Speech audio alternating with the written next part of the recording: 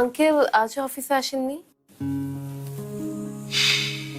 জানোই তো আমার চাচা খুব অসুস্থ। বাবা সারাদিন চাচাকে নিয়ে হসপিটালে থাকেন, মাঝে মধ্যে বাসায় রাতে ফিরেন একটু ঘুমানোর জন্য। আম, হ্যাঁ, আসলে আঙ্কেলকে কয়েকদিন ধরে খুবই টেন্স লাগছে। খুব, বাবা খুব ভেঙে পড়েছেন। চাচার সাথে বাবার অ্যাটাচমেন্ট এত গভীর আমি কখনো ভাবতে পারিনি। আমরা তো কখনো ওভাবে দেখিনি, মানে চাচার বাসায় সেই কবে গিয়েছি মনেও নেই, আর ওনারাও খুব একটা আসেন না।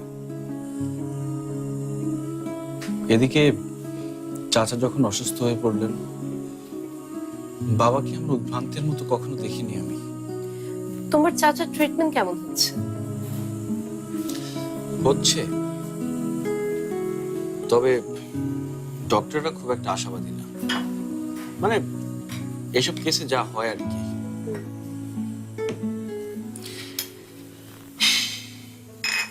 নাও।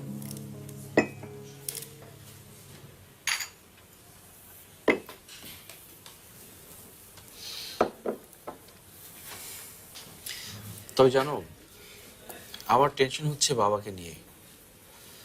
বাবার কোনো কিছুর প্রতি কোনো খেয়াল নেই। বাবাকে এতটা বিচলিত আমি কখনো দেখিনি, মানে তার স্বাস্থ্যের প্রতিও কোনো খেয়াল নেই। ভয় পাচ্ছি বাবার না আবার কিছু হয়ে যায়। ফারহান, ফারহান, রিল্যাক্স। তুমি এত চিন্তা করো না। শোনো, আঙ্কেল অনেক শক্ত একজন মানুষ। তুমি দেখো, উনি ঠিকই নিজেকে সামলে নিতে পারবেন। I hope so. নাও।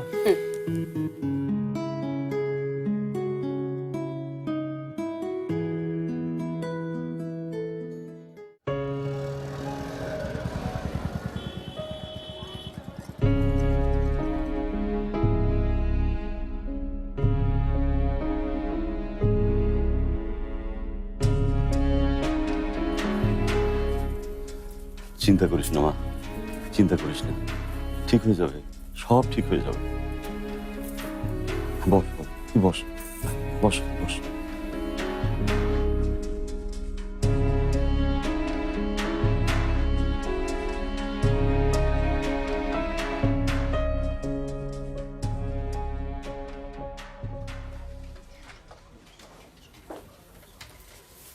কোথাও যাচ্ছ নাকি? হ্যাঁ, হসপিটালে গতকাল চাচাকে কেবিনে দিয়েছে, একটু দেখতে যাওয়া উচিত, তা না হলে বাবা আবার কি মনে করেন। ও, সার্জারি কি হয়ে গেছে? হ্যাঁ, surgery done, but no hope.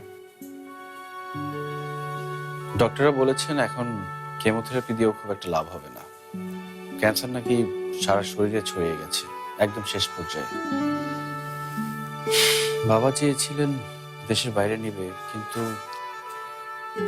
Uncle নিশ্চয়ই অনেক ভেঙে পড়েছেন, তাই না? আর কি, চাচাকে মনে হয় কয়েকদিনের মধ্যে রিলিজ দিয়ে দেবে।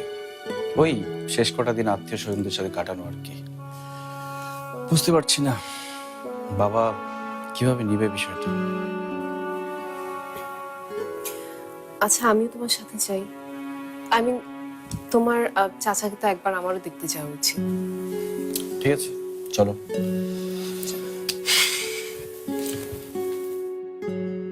ভাইজান, ডাক্তার তো বলেছেই যে চিন্তার কিছু নেই, অপারেশন হয়ে গেছে, এখনই মেডিসিনগুলো টাইম মতো খেলেই আপনি একেবারে সুস্থ হয়ে উঠবেন।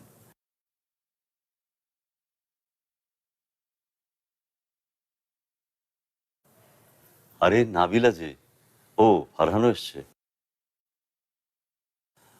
ভাইজান, নাবিলাকে চিনতে পেরেছেন? ওই শাহিদার মেয়ে। আসসালামু আলাইকুম চাচা।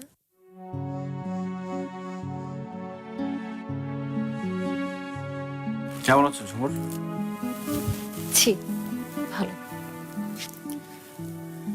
নাবিলা চাচার জন্য ফুল এনেছে।